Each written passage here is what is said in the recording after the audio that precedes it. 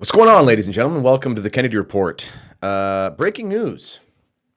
You probably have known this for a long time if you have critical reasoning skills, but the claims about mass graves, etc., the Catholic Church being part of some massive cover-up of the slaughtering of thousands of Indigenous children in these mass graves and, throwing them into these big holes in the ground and etc., etc. Turns out it's all a lie. Who would have thought? Who would have thought that audacious claims with no basis based on fallacious media narratives in Canada under Justin Trudeau about Catholicism, who would have thought those things would have been a lie? I know, you're completely shocked. Well, before we get to that though, I do want to thank our gracious sponsor, Noble Gold. These times are uncertain for a lot of reasons, and one of the main reasons we're concerned about a lot of things has to do with financial uncertainty. Now is the time to set goals for the next cycle of inflation. This way, you're always moving forward, growing, making money, and not losing it. That is really helpful if you think about how bad gas prices are right now. Imagine having more money, and this will give you more freedom, which gives you a little bit of time for more fun. Start a gold IRA with Noble Gold now and fight inflation. This month, for every IRA above $20K, you get an incredible 3-ounce silver American Virtue coin completely free as a thank you. You can't go wrong with Noble Gold. Call 1-877-646-5347. That's 1-877-646-5347. Call this number now and find out more by visiting noblegoldinvestments.com. You can see here, you can diversify your portfolio.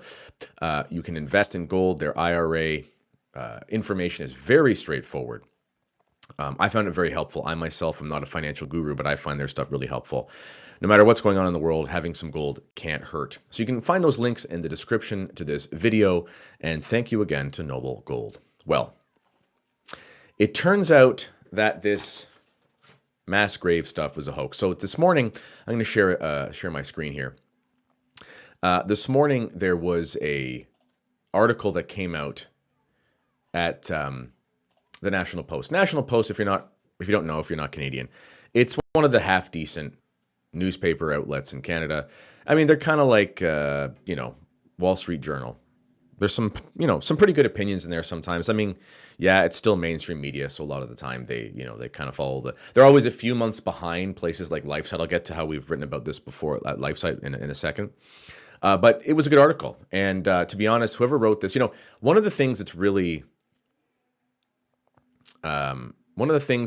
useful about the mainstream media, if I can be fair, is that the people that do work for some of these organizations, especially those who are old school, they really do have an extensive education in writing things. I mean, there is an art to writing. I myself am a writer, and I'm still learning things every single day. And I'm so thankful to my editor, especially Miss Dorothy McLean. She's wonderful. But in any case, this article that was written is incredible. I recommend everyone read this. Sorry about all these pop-ups. It's like a 30-minute read. We can't go through it, but it's called The Year of the Graves, How the World's Media Got It Wrong on Residential School Graves. There are a few money quotes here, and I've disseminated this article, or I've not disseminated. I guess I've distilled it. I've took out the salient points, and I put it in an article that was just published at LifeSite. I just finished. I thought I'd go online here for a few minutes when I just handed in my piece. And I'm going to show you parts of that because I think it's a little bit easier to read, take a little bit less time. I still recommend reading the National Post one, but I would say that if you don't have 30 minutes, that this one that I just wrote is a little bit easier to read. So mainstream media admits Trudeau's anti-Catholic mass grave narrative was a hoax. You guys remember, I'll read a little bit here, but a year ago, distressing claims were made about the mass graves of dead, abandoned Indigenous children and had been found on the grounds of former Indian residential schools. The news of what was alleged to be a bloody stain on the legacy of both the Catholic Church and the Canadian government spread about the world faster than coronavirus propaganda. In the minds of an increasingly bigoted and anti-Catholic public, the Church, again, was caught red-handed in an atrocity against children. Some of the most important points here, within days, Justin Trudeau, here you see this idiot What a wonderful snapshot of him, dazed and confused. He was talking about how the Catholic Church was to blame, blah, blah, blah, blah, blah. No one ever tells you the truth about this story, that it was the government's program and the church had schools set up and decided to take children. The thing is, the Canadian government, I love my country, but it's a mixed history like all governments. And, you know, one of the things that they did that was problematic is they forced kids to be taken away from their families to go to these schools. In some cases, the situation was positive. This is what some of the people who went there, and in some cases it wasn't. But the church did not start the program. They accepted the students, and that's just, as they say, it is what it is. Some of the schools did a great job. The vast majority, it seems like they did a really great job. But over 100 years or so, there is going to be some abuse that takes place, and it's abominable. And, you know, any priest who's ever been involved in abuse should be severely punished. I mean, there's not a punishment severe enough for a man who stains the office of Jesus Christ to that degree. So that's what I think about that. But in any case, getting back to this article here, some really salient points. Okay, so here's one quote that this author, his name was Terry Glavin. He's a really good journalist at the National Post. He really is. And it probably took him weeks to write this piece. It's so long and so well sourced. I'm actually quite impressed. And he goes, the legacy of the schools had already been exhaustively explored. Make that bigger. Exhaustively explored in the testimony of the hundreds of elders and a series of inquiries, public hearings, criminal cases, settlements, and federal investigations going back decades. Most important of these efforts were the widely publicized undertakings of the 2018 to 2015, or 2008 to 2015, Truth and Reconciliation Commission of Canada, the TRC, and the content of its voluminous findings. If you don't know what happened there was literally a 7-year period where to be honest, it was actually quite an astonishing act of cooperation among departments in the government. I mean, that's saying a lot for how dysfunctional the Canadian government is. Native leaders, Indigenous leaders, Catholic leaders, religious leaders, civil leaders, you know, whatever. They all got together and they did a really transparent report. And it was truly transparent. They interviewed everybody and they included all the information. In some cases, there were former Indigenous students who were Indigenous to former students who talked glowingly about their times at the schools, and in other cases, they talked about abuse. It was all over the map. And they just included an amazing report. And I remember watching the release of that report and being so edified about how a nation could actually come to reconciliation. You know, one of the things I love about my country historically is we're nice. Canadians tend to be nice historically. We really do. We don't want to hate each other. It's never been that way. It's only really, you know, accelerated under Trudeau. He's just such a bloody communist. But I remember this Truth and Reconciliation. I watched the release of it live, and one of the native leaders actually got up and said, I want to thank the Pope. I was talking about John Paul II.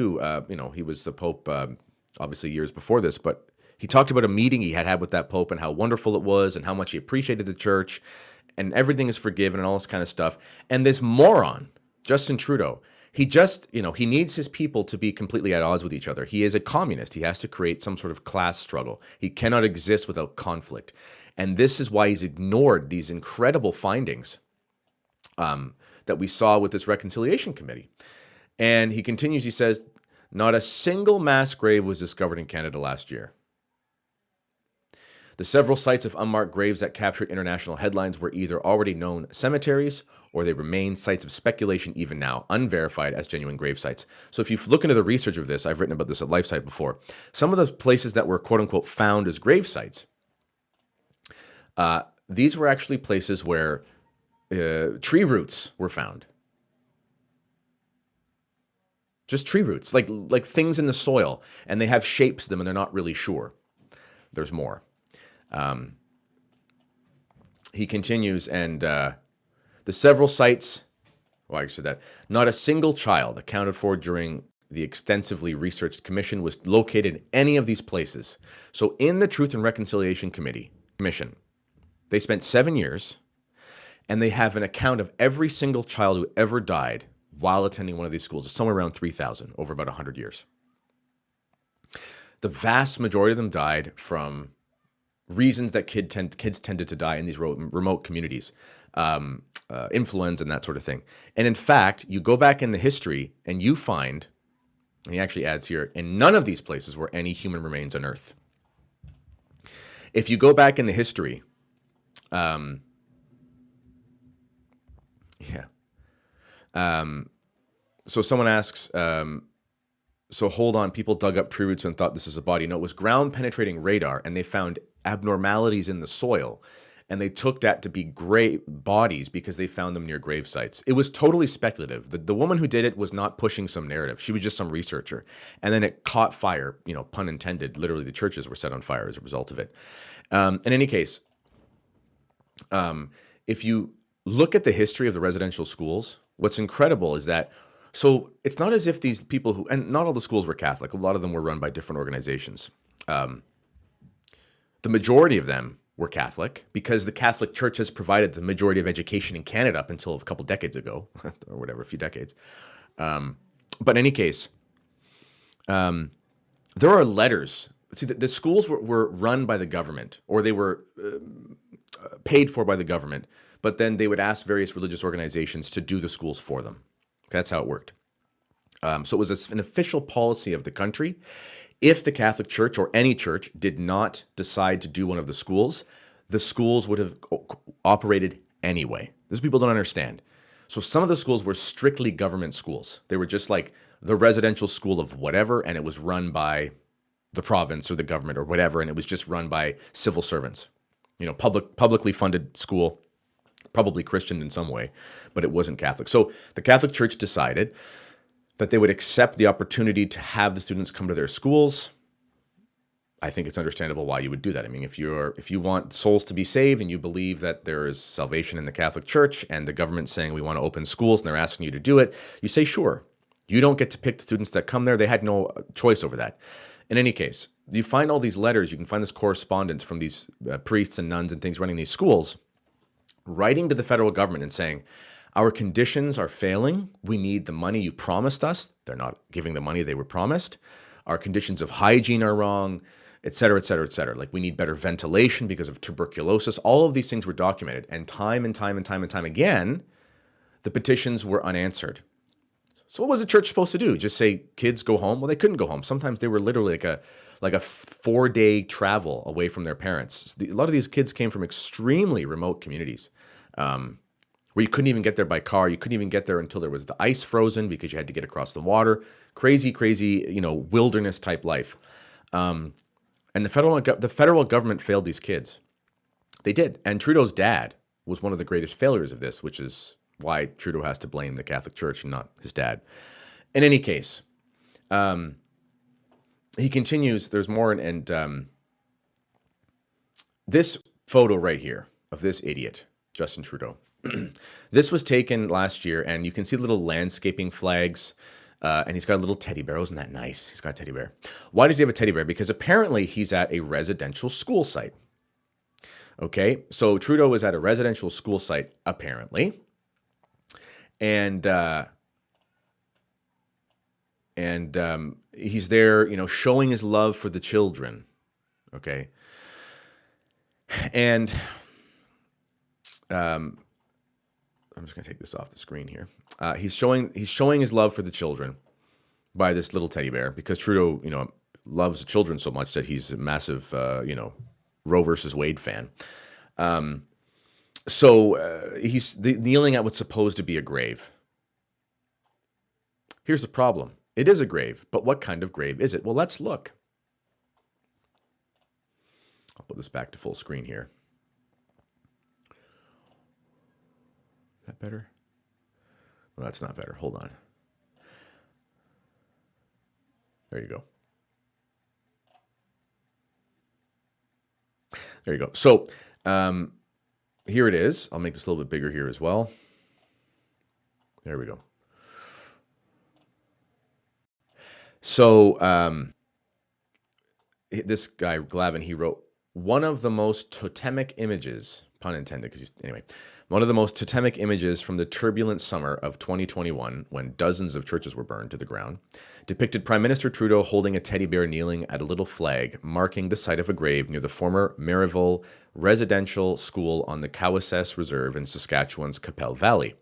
Except it wasn't a just-discovered residential school burial ground. The graveyard where Justin Trudeau knelt was a Catholic cemetery, a community cemetery. Children and adults, Indigenous and settler, were buried there going back generations. So this right here, where Trudeau is, That's just a cemetery. I live near a cemetery. I guess Trudeau could have come to our cemetery. Now, the reason why this worked for photo ops is because there were no graves, no crosses. And why is that? It's because they had wooden crosses. So eventually what happened is the cemetery was run by the church. Then it was sold to the government and the native reserves that had the property. The crosses over time disintegrated. Nobody took care of them. And the reason why there were little flags around, as you can see, is because they were locating where all the people were buried so they could put crosses back on them. You can see the flags going back in different directions. This is not a mass grave. This is a place where people are buried in coffins and they had funerals. And as I said, it was community cemetery. Okay? It was a community cemetery, which means it was just people were buried there. White people, Indigenous people, all shapes and sizes. Adding tragic irony to the situation, Trudeau's appropriation of Indigenous suffering for political gain was debunked even by Native leaders themselves.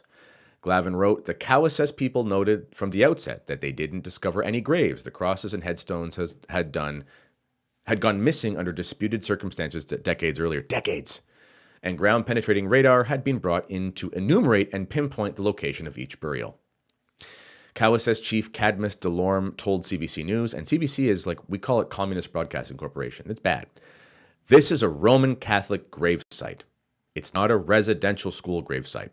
So this idiot, baptized Roman Catholic, married in the church, apostate, knelt in front of a grave of, could have been some 70-year-old white dude or 6-year-old French child or something, who was buried like 100 years ago. No more grave marker because it disintegrated over time, wasn't taken care of. And knelt down to show his solidarity with the mass graves, which don't exist.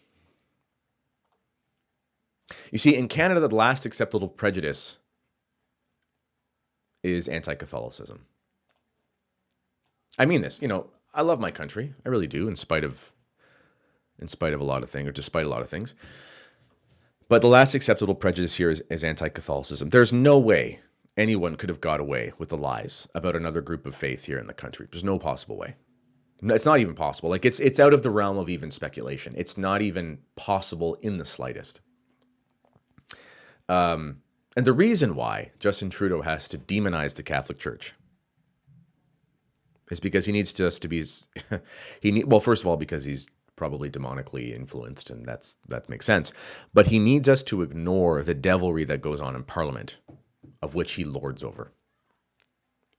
Just joining us now. Hey, Capel Valley, that's where I live. Congratulations. In any case, it's all a hoax. There were bad things done at residential schools. Of course there were. But this is something that I wrote that I find interesting. I wrote,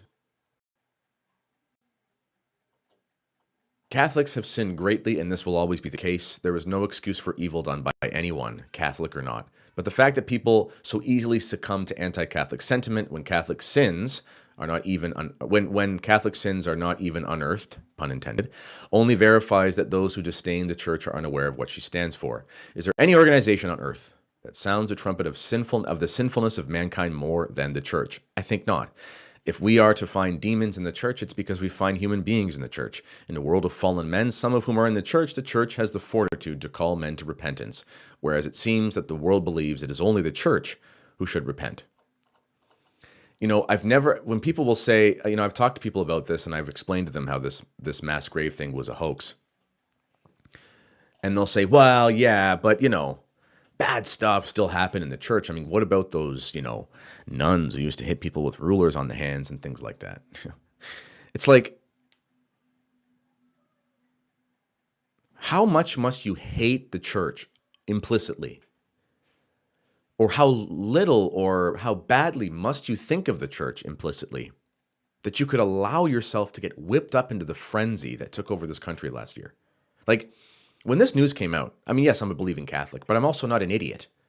So I look at this and I went, they're basically claiming that the Catholic priests and nuns were like these soldiers in the Khmer Rouge in Cambodia, and were just like chucking dead bodies of people they slaughtered into graves, like mass holes in the ground. That's never happened in Canada. Like, that's not a thing that happens in this country. This isn't like Nazi soldiers or something like that. Immediately, I remember thinking, there's no way this is true. There's no way that we've gone like 100 years and there's never been a story about this.